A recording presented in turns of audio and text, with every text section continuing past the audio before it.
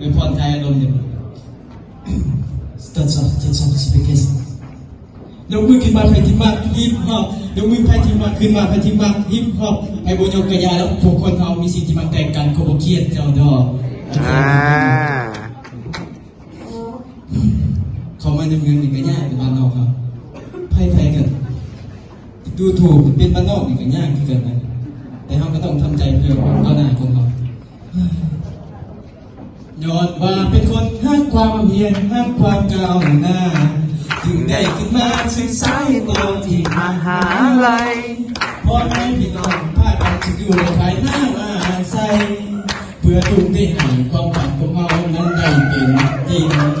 แต่สิ่งท้ายใจมูเพื่อนหนาว่ากันบ้านนอกก็บ่อยากถือดอกคิดว่ามือยอมบ่ดินเสื่อมแต่พี่ดีก็เอาแต่พี่นั่นก็เอาเดินน้ำค้างแล้วมือเดิมขันสีบ่ถึงคือสีบ่ได้น้อยใจแล้วเดินย่อ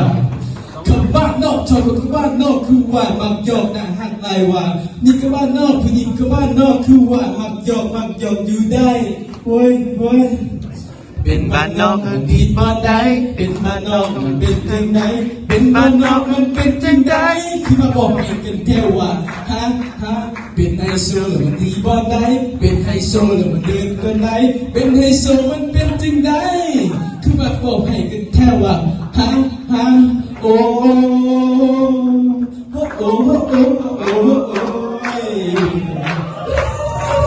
ละนา